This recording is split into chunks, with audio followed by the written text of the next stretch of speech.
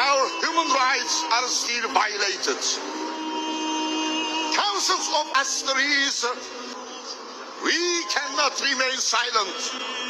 Silence is another form of genocide. በመጨረሻም የአርሜኒያው ፓትርያርክ በኢትዮጵያ ብሎም በዓለም ላይ በሚገኙ ኦርቶዶክስ ላይ የሚደርሰውን ጥቃት በመውገዝ ከዚህ በኋላ ዝም አንልም፣ ምክንያቱም ደግሞ ዝምታ በራሱ እንደ አንድ ትብብር ይቆጠራልና ሲሉ የተናገሩት ንግግር በዓለም ዙሪያ የሚገኙ ኦርቶዶክሳንን ደስ አሰኘ።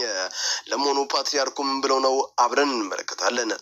ሰላም በመላው ዓለም ላይ የምትገኙ ውድ ቤተሰቦቼ እንዴት ናችሁልኝ? እኔ ደህና ነኝ። ቸሩ መድኃኔዓለም የተመሰገነውን። በዛሬው እጅግ በጣም ቁም ነገር አዘል ቪዲዮዎችን ይዤላችሁ መጥቻለሁ። ከእናንተ የሚጠብቀው እንደተለመደው ቪዲዮን ላይክ እና ሼር ማድረጋችሁን አትርሱ። ዳይ ወደለት ቪዲዮ። ኢትዮጵያ ኦርቶዶክስ ደመቀች፣ ኦርቶዶክስ ግን በኢትዮጵያ በደም ታጠበች ነው እየሆነ ያለው አሁን ላይ ነገሩ። መሞት ይብቃን እኮ ነው እያለን ያለ ነው። ምን ፈጸምን? ሀገርን ከነሙሉ ክብራ ቆይታ እዚህ ባደረሰች ቤተክርስቲያን ምን አደረገች? ኦርቶዶክሳዊት ቤተክርስቲያን ማንንም ማሳደድ አታውቅም በነገራችን እና እናንተም አታሳዷት ነው መልእክታችን። እውነት እንኑር ማለት ቅንጦት፣ አትግደሉን ማለት ፖለቲካ አይደለም። ይህችን መልእክት አስምራችሁ ያዙልኝ። እውነት እንኑር ማለት ቅንጦት፣ አትግደሉን ማለት ፖለቲካ አይደለም። ማንኛውም ኦርቶዶክሳዊ በነፃነት የማምለክና የመኖር መብቱ መጠበቅ አለበት። ባርሲ እየሆነ ያለው ነገር ግን ፍጹም ነው የሚያሳዝነው። ከልቤ ነው የምልህ። የሞቱት ሳይሆኑ መቼ እንደሚገደሉ የማያውቁት እለት ያሳስቡኛል። እና ግድ የለም እኛም አልቅሶ መበተናችን ይቁ። ቅጥ ያጣው ግድያ ዛሬ እዛ ከሆነ አዲስ አበባ ለመድረስ ደግሞ ግማሽ ቀን ነው የሚበቃው። ለሞቱት ብቻ አይደለም ለተረፉት እንድረስላቸው። ግድ የለም የቀሩት እንዳይገደሉ እንድረስላቸው። በሀገሪቱ በመላው ቦታ ምህላ መታወጅ አለበት። በድለናል ማረን ልንለው ይገባል። ይህ ጊዜ ለቤተክርስቲያናችን የስደት ጊዜ። ቢያንስ የችግራችንን ጥልቀት ሁላችንም እንረዳ። አንዳንዶቻችን ደግሞ መፍትሄ ማምጣት ባንችል ችግር ባለመሆን ቤተክርስቲያንን እናግዛት እና ቀና አለው እግዚአብሔር ቀና የምንልበት ቀን ይመጣል። አላወቁም አልገባቸውም እንጂ የኢትዮጵያ ኦርቶዶክስ ተዋሕዶ ቤተክርስቲያን ለሀገር መሰረት ለትውልድ አለኝታ ናት።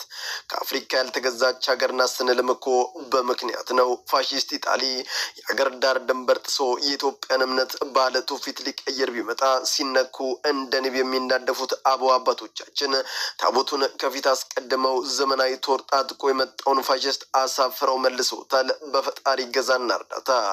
ታዲያ ዛሬ ለሀገር ባለውለታ ለትውልድም በስነ ስርዓት በፈሪሃ እግዚአብሔር መታነስ ታላቅ ዋጋ የከፈለችውን ቤተ እምነት መንካት ያበሉትን እጅ እንደ መንከስም ይቆጠራል።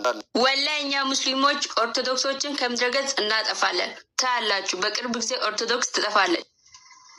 ፍትህ በአሩሲ ለሚገደሉት ኦርቶዶክስ እምነት ተከታዮች ወገኖቻችን፣ ሰው በሃይማኖቱ መገደል የለበትም። ፍትህ በአሩሲ ለሚገደሉት ኦርቶዶክስ እምነት ተከታዮች። እኛ ስናዝናዝናቸዋልና ሀዘናችሁ ሀዘናችን ነው።